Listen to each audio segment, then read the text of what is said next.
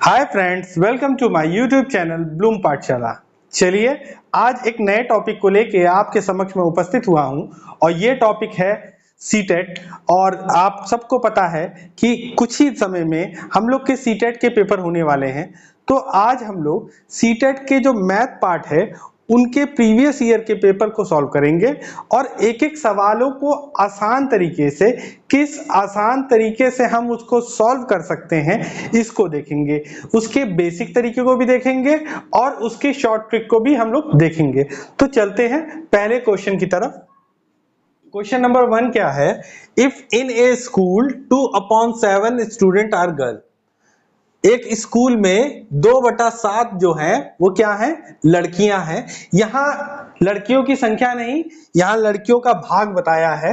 कितना? हर 7 में 2 लड़कियां हैं। इस बात को आप समझिएगा, हर 7 में 2 लड़कियां हैं। अगर हर 7 में 2 लड़कियां हैं, ठीक है, अगर हर 7 में 2 लड़कियां हैं तो हर 7 में 5 लड़के होंगे। होंगे कि नहीं होंगे? ठीक है, चलिए अब क्या बोल रहा है? If the difference between girls and boys is 117, अगर लड़के और लड़कियों के बीच का अंतर 117 हो। क्या? अब यहां एक्चुअल वैल्यू दे दी गई है। क्या बताई गई है? लड़के और लड़कियों के बीच का अंतर कितना बताया गया है? 117। Find the number of girls and boys. आपको लड़कियों की भी संख्या बतानी है और लड़कों की भी संख्या बतानी गई है। हमसे सीटेट में सिर्फ लड़कियों की संख्या पूछी गई थी, यहां पर हम दोनों की संख्या निकालेंगे। ठीक है, चलिए पहली बात तो जो हमें इन्होंने फ्रैक्शन में दिया है, अगर हर 7 में 2 लड़कियां हैं तो हर 7 में 5 लड़के हो गए। अच्छा, इनके बीच का अंतर क्या होगा? तो कहेंगे इनके बीच का अंतर तो सर 3 आ रहा है। ठीक है, अब कह रहा है हर 3, अगर यहां पर अंतर 3 है तो कह रहा है इसकी एक्चुअल वैल्यू जो दी है उसने 3 की वैल्यू दे दी है 117। अच्छा ये बताइए 3 की वैल्यू 117 कैसे हो जाएगी? हाँ, मल्टीप्लाई होके। हाँ, कितनी बार? तो हम पहले तो वैल्यू निकाल लेते हैं। 117 को 3 से डिवाइड कर देते हैं। कितना आ जाएगा? 39, है ना? तो 3 को हम 39 से अगर मल्टीप्लाई करेंगे तो हमें 117 प्राप्त हो जाएगा। अब हमको लड़कों की और लड़कियों की संख्या प्राप्त निकालनी है। हमें यहाँ पे भी इसी काम को करना पड़ेगा। यहाँ पर हमने 39 से मल्टीप्लाई किया, यहाँ भी हम 39 से मल्टीप्लाई करेंगे। कितना आ जाएगा? 195। लड़कों की संख्या हो गई 195। अब देखिए लड़कों की संख्या हो गई 195, अगर लड़कियों की संख्या निकालनी है तो क्या करेंगे? सेम काम करेंगे, 39 से यहां भी मल्टीप्लाई कर देंगे। 39 2 ज़ा 78, यहां लड़कियों की संख्या आ गई। तो अगर लड़कियों की संख्या पूछी गई आएगी तो 78 और लड़कों की संख्या पूछी जाएगी तो 195। लड़कियों की पूछी जाएगी तो 78 और लड़कों की पूछी जाएगी तो 195। देखिए क्या इनके बीच का अंतर 117 आ रहा है? आप अपने आंसर को चेक भी कर सकते हैं। 195 माइनस 78, क्या इनके बीच का अंतर आपको 117 आ रहा है? 15 में से 8 गया, बचा कितना? 7। 8 में से 7 गया, बचा 1 और यहां पर 1 का 1 ही रहेगा, 170। इन दोनों के बीच का डिफरेंस समझ में आया आपको? इतनी बात समझ में आई? अब एक चीज और, अगर सिर्फ और सिर्फ लड़कियों की संख्या पूछी जाती, सिर्फ और सिर्फ लड़कियों की संख्या पूछी जाती, तो हमें मालूम है कि लड़कियों की जो संख्या है वो हर 7 में 2 है। हर 7 में 2 है, तो लड़कियों की जो भी संख्या होगी वो 2 की मल्टीपल होगी। 2 की मल्टीपल मतलब 2 से गुणा होके ही बनेगी।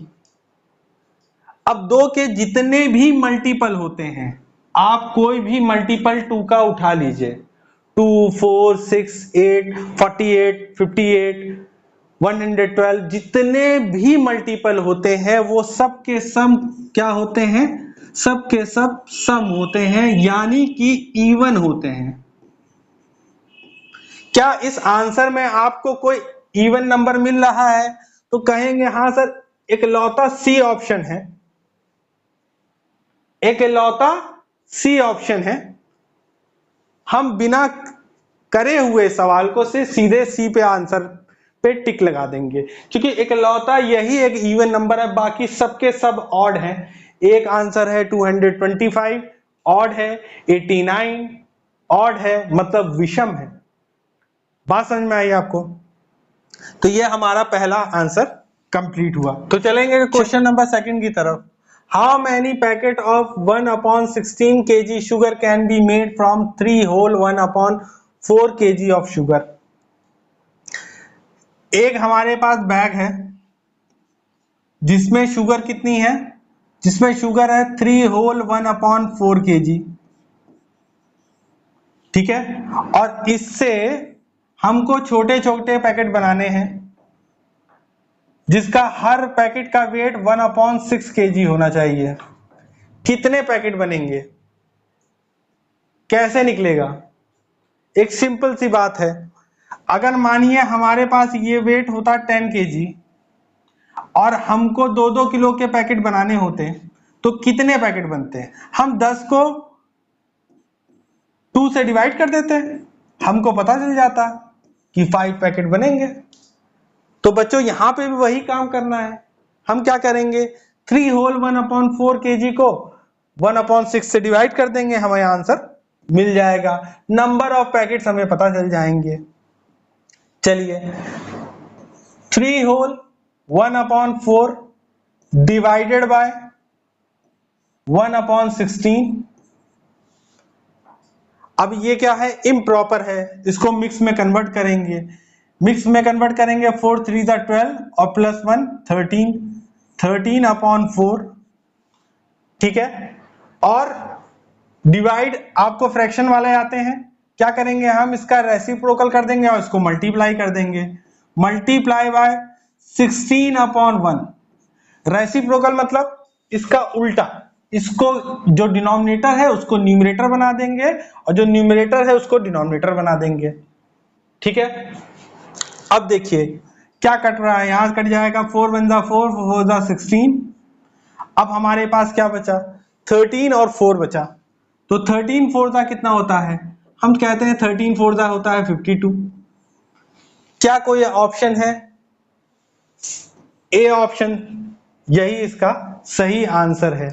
कितने पैकेट बनेंगे, तो कहेंगे 52 पैकेट बनेंगे। कितने बनेंगे, 52 पैकेट बनेंगे। तो ये क्वेश्चन नंबर 2 हमारा सॉल्व होता। चलिए हम लोग क्वेश्चन नंबर 3 की तरफ बढ़ते हैं। A 180 centimetre long wire is formed into a rectangle. क्या बोला जा रहा है, एक 180 सेंटीमीटर की लंबी तार है,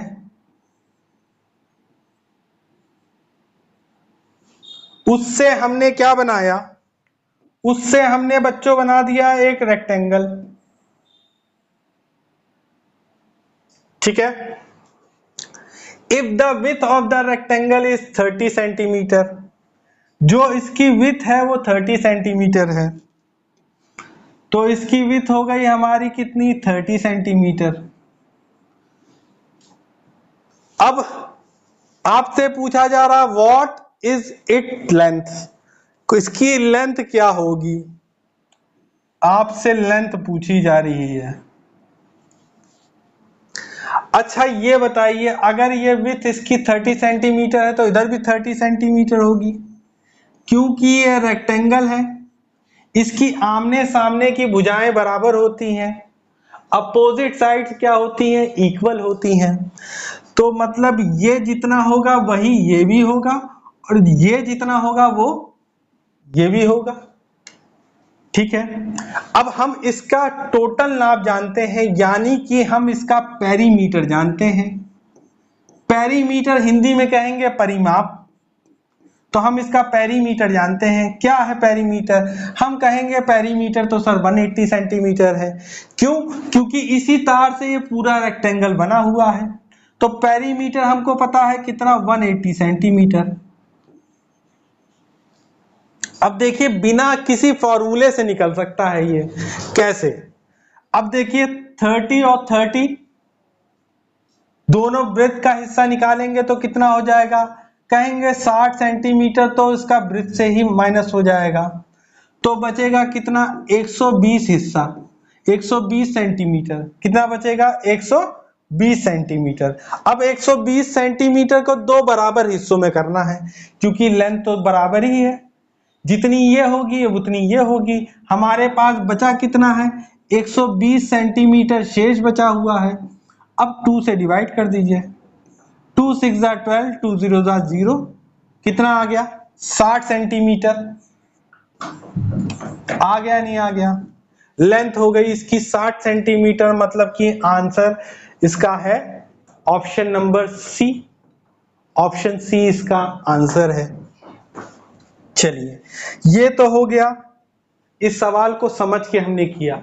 अगर इसका हम फॉर्मूले से निकालें तो क्या निकलेगा? हमको इसका पेरीमीटर पता है कि नहीं पता है? हम लोग को इसका पेरीमीटर पता है, क्योंकि वो जो शेप बना है वो बना है किससे, वो बना है तार से, और जो तार है वो 180 सेंटीमीटर की है, तो हमको पेरीमीटर पता है। अब सबसे पहले तो पेरीमीटर ऑफ रेक्टेंगल क्या होता है, क्या होता है बताइए? पेरीमीटर ऑफ रेक्टेंगल होता है 2 इंटू एल प्लस बी। यहां एल का मतलब लेंथ और बी का मतलब ब्रेथ। अब यहां पर हम पेरीमीटर जानते हैं कितना है, हम कहेंगे सर 180 सेंटीमीटर है। कितना है बच्चों? 180 सेंटीमीटर है।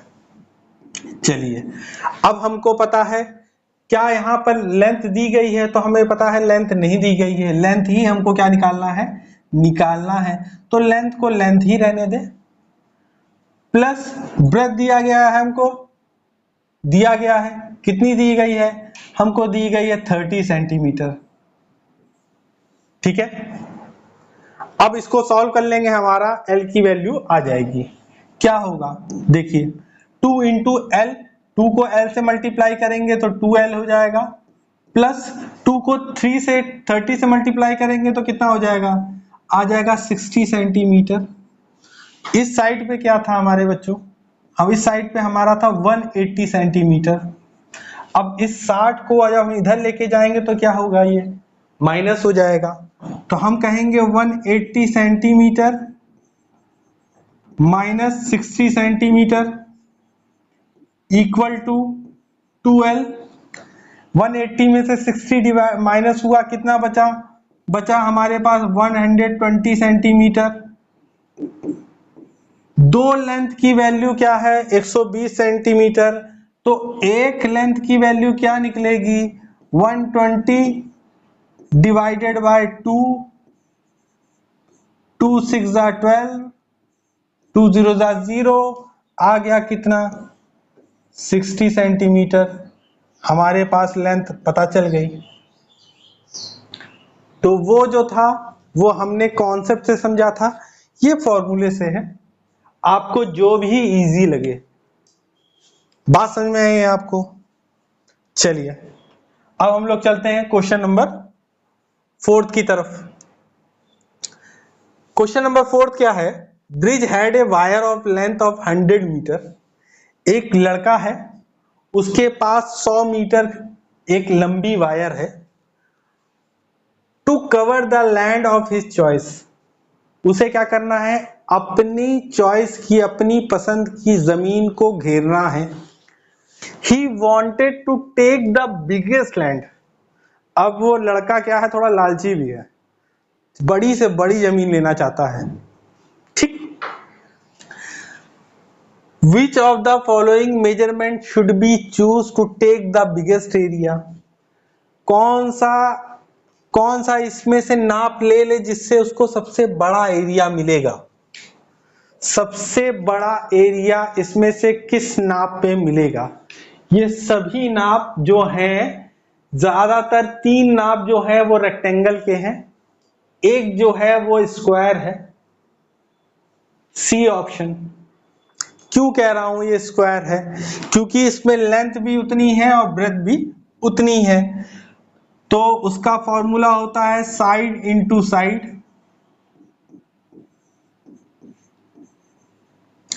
ठीक है, अगर हम 25 और 25 को मल्टीप्लाई करेंगे तो 25 का स्क्वायर होता है 625 मीटर स्क्वायर। तो यहां पर इसको मिल जाएगा 625 मीटर स्क्वायर, इतना एरिया इसको मिलेगा। अगर हम नीचे वाले डी ऑप्शन पे जाएं, कितना एरिया मिलेगा, 5 5 25 और 5 4 20 प्लस 2 225 मीटर स्क्वायर। तो ये एरिया तो बहुत छोटा है। ठीक है, अगर हम उस पे जाएंगे तो 3 2 6 और 00 मतलब 600 मीटर स्क्वायर। तो इससे ये भी एरिया छोटा है कि नहीं है। चलिए, तो ये भी एरिया छोटा हो गया। अब ए ऑप्शन की तरफ चलते हैं, कितना आएगा, 15 5 75, हासिल लगा 7 और 15 3 45 और 7 कितना हो जाएगा 52, 525 मीटर स्क्वायर। ये भी एरिया छोटा है, सबसे बड़ा एरिया किसका होगा, स्क्वायर का होगा, मतलब 625 मीटर स्क्वायर ये सबसे बड़ा एरिया होगा। अब अगर आप लोगों ने मेरी जो स्क्वायर की वीडियो नहीं देखी है उसको आप देखिएगा तो ये आपको बहुत आसानी से पता चल जाएगा। मैंने स्क्वायर निकालने की बहुत आसान ट्रिकें उसमें बताई हैं। ठीक है, अब चलते हैं हम लोग क्वेश्चन नंबर 5 की तरफ। हमारा क्वेश्चन नंबर 5 क्या है, हमें वैल्यू निकालनी है। एक सवाल दिया गया है, इसकी वैल्यू निकालनी है। अगर आप लोगों ने बोर्ड मास पढ़ा होगा, ये 5th क्लास से स्टार्ट हो जाता है, तो इसके अनुसार इस सवाल को करेंगे तो बहुत आसानी से सॉल्व हो जाएगा। चलिए करते हैं हम लोग। बोर्ड मास सबसे पहले हम लोग देख लेते हैं।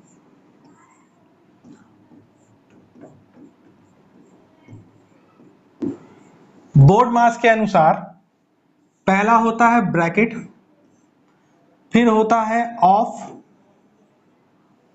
फिर उसके बाद होता है डिवाइड, फिर उसके बाद होता है मल्टीप्लाई, फिर उसके बाद होता है एडिशन और सबसे आखिरी में हमको करना होता है सब्ट्रैक्शन। तो इसमें भी हमको यही काम, इसी रूल को फॉलो करना है। क्वेश्चन क्या है, क्वेश्चन है 25.3 multiply by 5 minus 35 divided by 5 minus 3 multiply by 18.5। सबसे पहले हम क्या करेंगे, यहां ब्रैकेट कहीं पर है नहीं तो ब्रैकेट वाला हमें सॉल्व करना नहीं पड़ेगा। क्या कहीं ऑफ लिखा है, तो कहेंगे नहीं सर ऑफ भी नहीं लिखा है। अब सबसे पहले हमको मिलेगा डिवीजन। डिवीजन कहाँ है, इस पार्ट में है। 35 को डिवाइड करना है तो कितना आ जाएगा 5 से, तो आ जाएगा -7, क्योंकि 5 7 35 और यहां पर निशान माइनस का ही रहेगा। आ जाएगा नहीं आ जाएगा। चलिए अब हमने डिवीजन भी कर लिया, अब क्या करना है हमको, अब हमको मल्टीप्लाई करना है।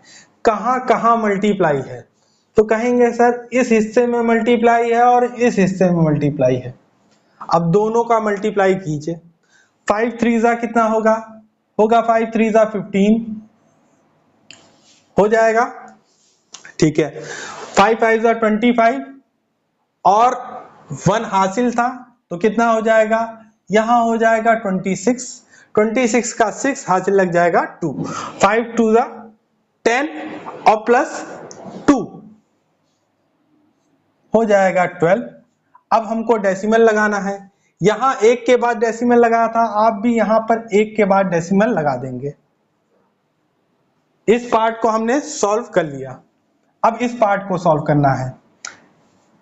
अब आपको 3 को 18.5 से मल्टीप्लाई करना है। 3 5 कितना होता है, ये हो जाएगा 15, ठीक है। हासिल लगा हमारा 1, फिर उसके बाद 3 8 24, 24 प्लस 1 25, 25 का 5 हासिल लग गया हमारे पास 2, और 3 1 3 प्लस 2 5, ठीक है। अब आपको डेसिमल लगाना है, एक के बाद डेसिमल लग जाएगा, यहां आपका डेसिमल लग गया। क्योंकि ये एक निगेटिव नंबर है -3 और ये एक पॉजिटिव नंबर है, तो निगेटिव और पॉजिटिव मल्टीप्लाई होगा तो आंसर आएगा आपका निगेटिव में, ठीक। अब हमारा ये क्वेश्चन, अब हमको क्या करना है, सॉल्व करके इसका आंसर निकालना है। अब देखिए ये माइनस है और ये माइनस है, हमने मल्टीप्लाई भी कर लिया ना। अब ये माइनस माइनस प्लस हो जाएगा। अब प्लस होने पे कितना आएगा, देखिए 5 में कुछ नहीं प्लस करना पड़ेगा, क्योंकि 7 जो है वो डेसिमल में, आप करना चाहें तो उसको ऐसे लिख सकते हैं 55 डेसिमल 5, और आपको -7 इसमें प्लस करना पड़ेगा क्योंकि दोनों ही निगेटिव नंबर है, तो इसमें प्लस करेंगे, ठीक है। तो माइनस माइनस प्लस होता है, ये भी माइनस है ये भी माइनस है, तो ये दोनों क्या हो जाएंगे, प्लस हो जाएंगे। निशान आपका निगेटिव का रहेगा या बड़ी संख्या का आप निशान ले सकते हैं। तो यहां पर आपका आएगा 5, 7 प्लस 5 कितना हो जाएगा, यहां पर आ जाएगा 2 12, और 5 प्लस 1 आ जाएगा 6, है ना। अब आ गया यहां पर आपका, यहां पर आ गया 62.5, बड़ा निशान निगेटिव का था तो ये निगेटिव का रहेगा। अब आपको माइनस करना है किसमें से, 126.5 से। अब 5 में से 5 माइनस होगा, यहां बचेगा 0, 6 में से 2 माइनस होगा तो बचेगा 4, यहां लगेगा डेसिमल, और 12 में से 6 माइनस होगा तो बचेगा 6। आंसर आ गया 64.0, या 64 हम लिख सकते हैं 64.0 को, और ऑप्शन बी जो है आपका सही ऑप्शन है। बात समझ में आई आपको, ठीक है। तो चलते हैं हम, ये हमारा क्वेश्चन नंबर 5 हुआ, ठीक है। जितने भी सवाल हैं ये सभी के सभी सीटेट के क्वेश्चन पेपर में आए हैं। अब चलते हैं हम लोग क्वेश्चन नंबर 7 की तरफ, चलते हैं क्वेश्चन नंबर 7 की तरफ। The number of degrees in 2 whole 2/3 right angle, right angle में 2 होल 2/3 में कितनी डिग्री होगी, ये आपको बच्चों बताना है। पहली बात तो आपको एक राइट एंगल में कितनी डिग्री होती है इस बात को जान जाइए।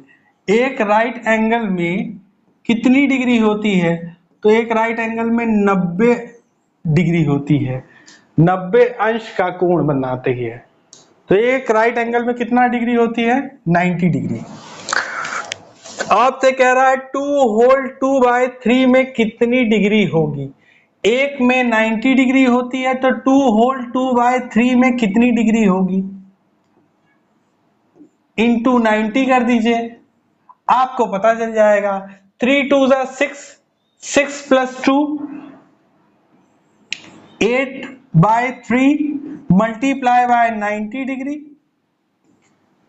कितना हो जाएगा 30, और 8 3 24, मतलब 240 डिग्री होगी। 2 होल 2/3 में 240 डिग्री होगी। सी ऑप्शन इसका सही है। अब इसको तो हमने नॉर्मल तरीके से निकाला।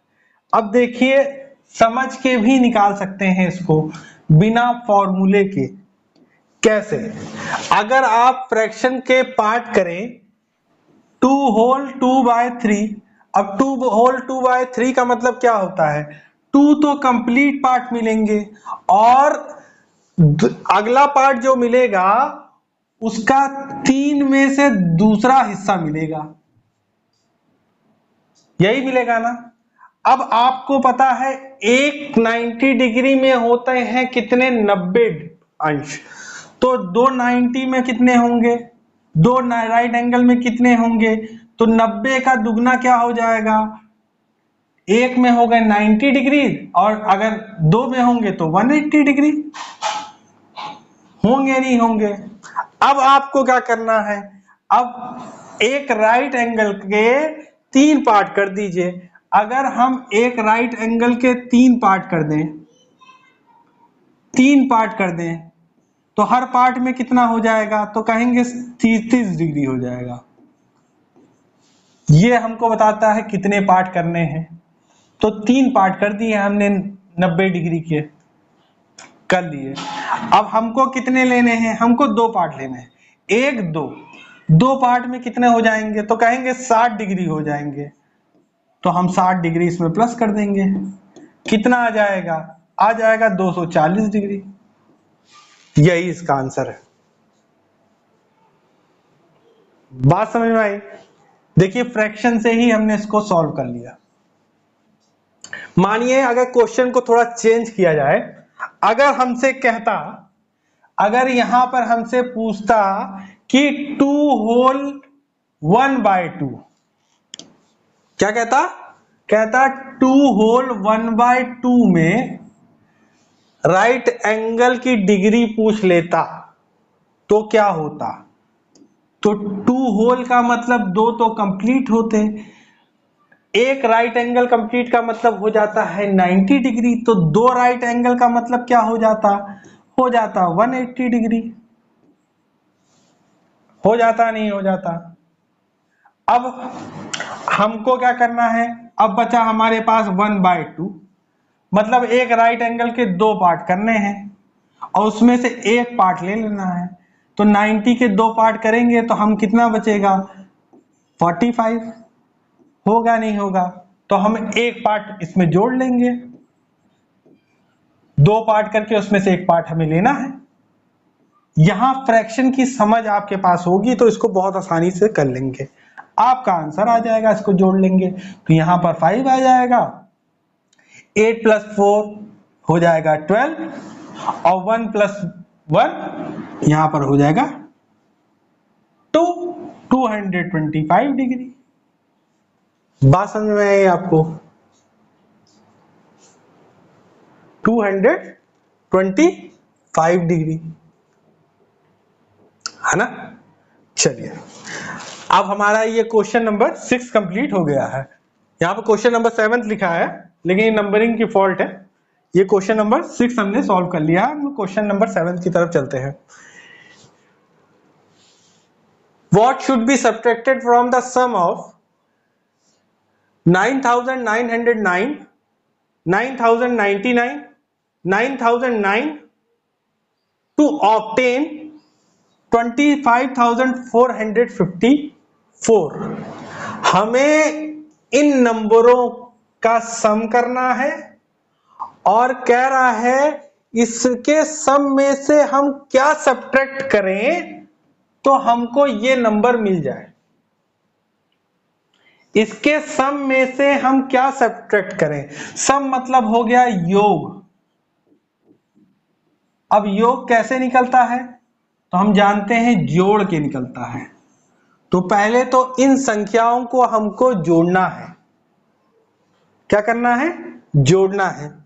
और हम कह रहा है उसमें से क्या सब्ट्रैक्ट करें तो हमें ये मिल जाए, ये नंबर मिल जाए।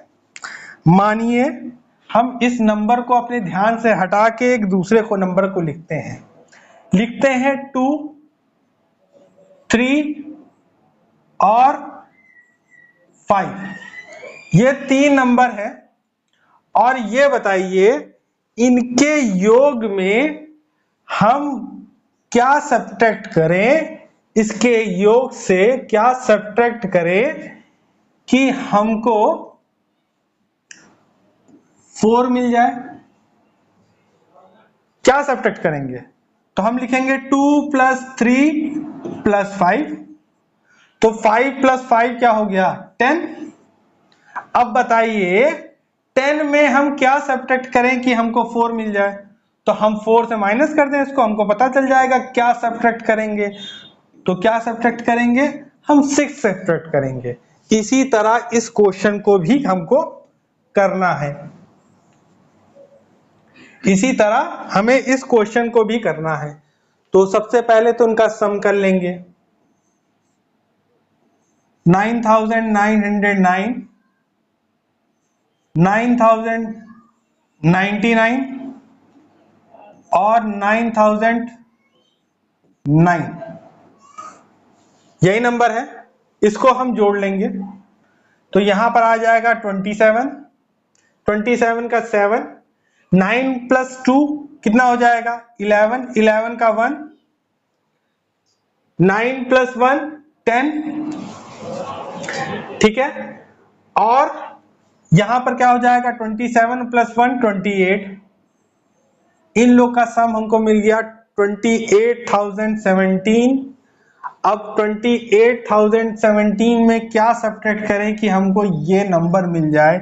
तो हम क्या करेंगे? 25,454 को माइनस कर देंगे, हमको पता चल जाएगा 7 में से 4 माइनस हुआ, कितना बचा?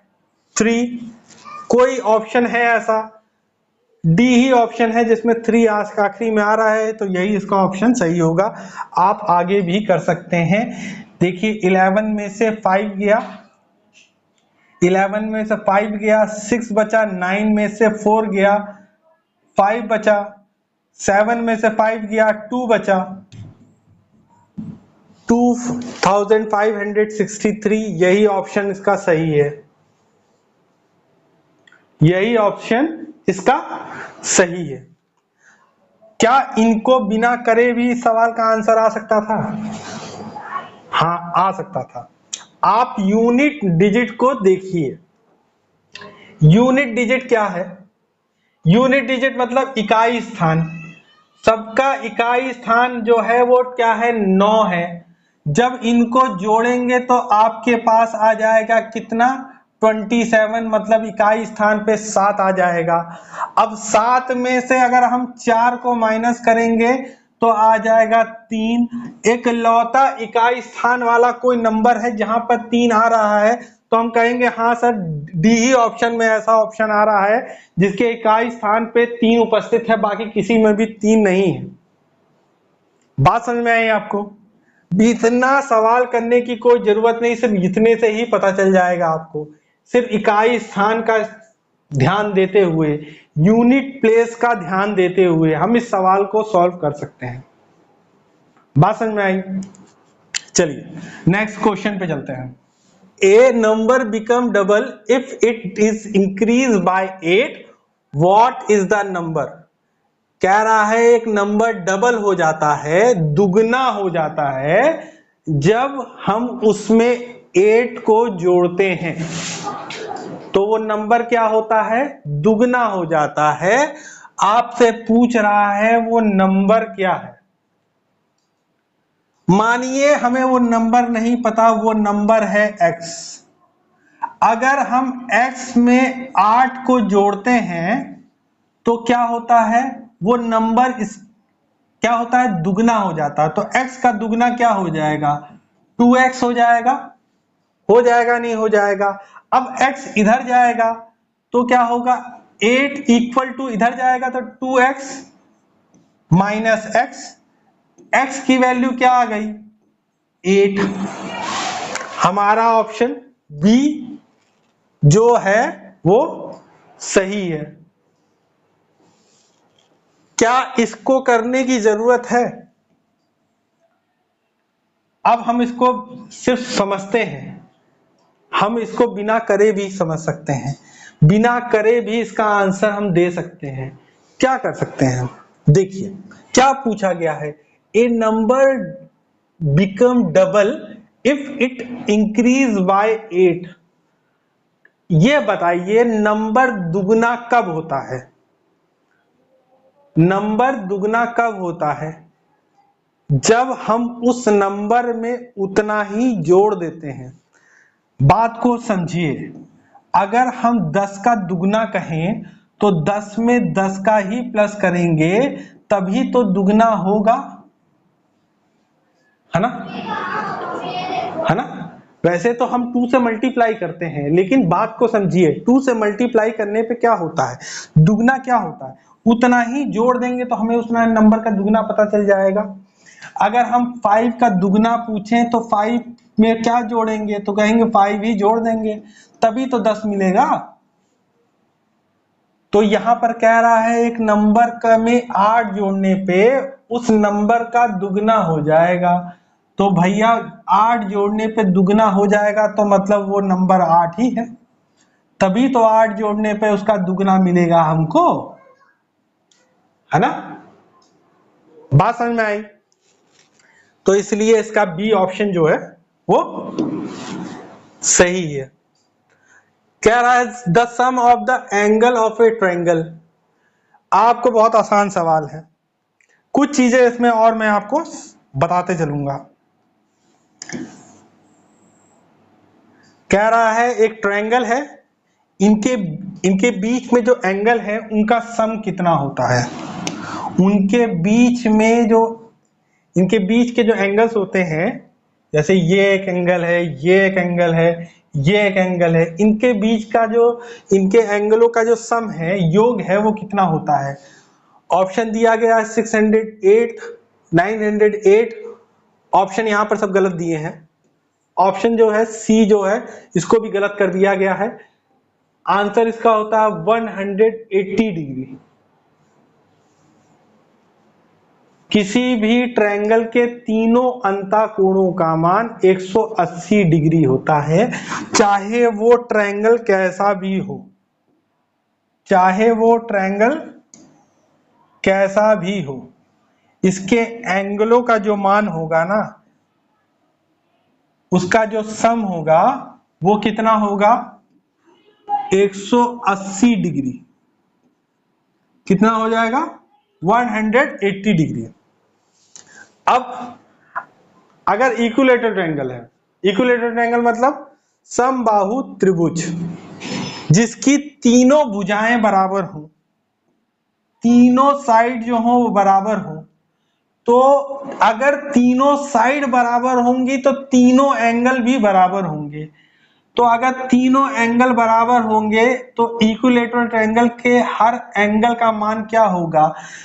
तो 3 पार्ट में हम कर देंगे तो कितना आ जाएगा? आ जाएगा 60 डिग्री।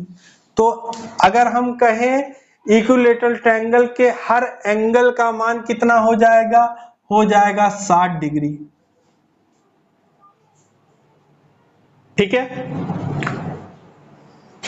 बात समझ में आई? अगर आइसोसेलेस है, आइसोसेलेस में क्या होता है? 2 साइडें इक्वल रहती, कोई भी 2 साइडें, हो सकता है ये दोनों साइडें इक्वल रहें। अगर 2 साइडें इक्वल रहेंगी तो 2 एंगल भी इक्वल रहेंगे। अगर तीनों साइडें इक्वल रहेंगी तो तीनों एंगल भी इक्वल रहेंगे। बात समझ में आई? इस सवाल से इसका कोई लेना देना नहीं, लेकिन मैं इसको ऐसे आपको एक्सप्लेन करके समझा दे रहा हूं। आपको यहां तक जितने भी मैंने क्वेश्चन समझाए हैं वो समझ में आए हैं। अभी हम लोग इसके आगे सेकंड पार्ट में और सवालों को सॉल्व करेंगे और सीटेट से रिलेटेड जो भी डाउट है उनको क्लियर करेंगे। ठीक है, अगर मेरी वीडियो आपको ये अच्छी लगी हो तो मेरी वीडियो को लाइक कीजिएगा, चैनल को सब्सक्राइब कीजिएगा और बेल आइकन को प्रेस करना मत भूलिएगा। Thank you, have a nice day.